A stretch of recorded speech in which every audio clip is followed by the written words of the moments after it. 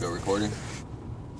Quick tip for you: if you're at the point where you're getting your landscape business off the ground and you're not already established with the clientele, you know, in my videos I talk about, you know, quote high, quote often, don't take bullshit work, and, you know, be confident and know when to walk away.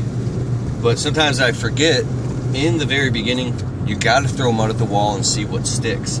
So you got to take the bullshit work. You got to deal with picky, pesky clients who drive you nuts or pay you low or, you know, pull your hair out because they're constantly trying to find a way to get it cheaper, and they will drive you nuts and haggle you down to the point where you can't take it anymore. Well, when you're established, you don't got to put up with that shit. That's not your customer.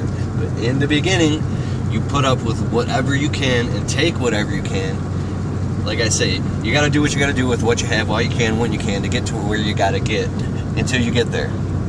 So put up with all that stuff, because you're out working and you're generating productivity and a lot of activity in your business. Because you might be in a subdivision taking a hit with a really pesky, low-paying client pulling your hair out, but if you're trucking trailers out there and they see you with the work shirt on and you're passing business cards out to the neighbors, that's what generates more business and more referrals and gets you those clients. So you might feel like you're taking a step backwards in order to take a quantum leap forward.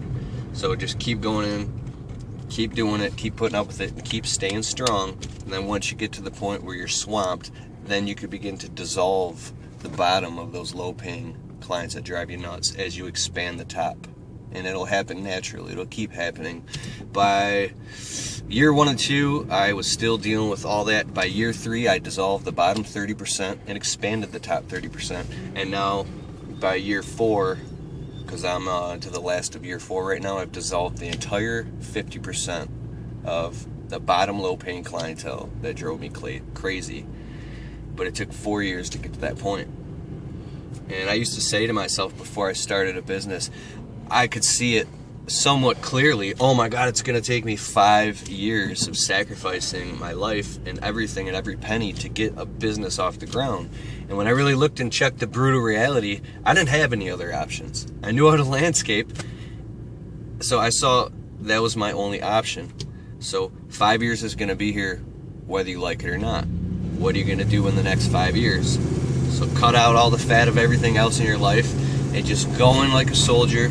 Get it done, and then that day will come where you come out, well, on top compared to where you used to be, and you'll finally get to that point, and then you'll see, and then it'll just open up a whole another paradigm of new challenges that are frustrating. But it's all about gratitude. We're on our way to the next job. Should have about to eat lunch. I don't know what else to say. We're kind of slow right now. Not slow, but we're off work by, like, you know, 3 to 5 o'clock each day. We're not swamped. And I'm not trying to be swamped right now. We've been swamped all year, booked out 2 months in advance, and it feels good to just have a nice smooth day for once.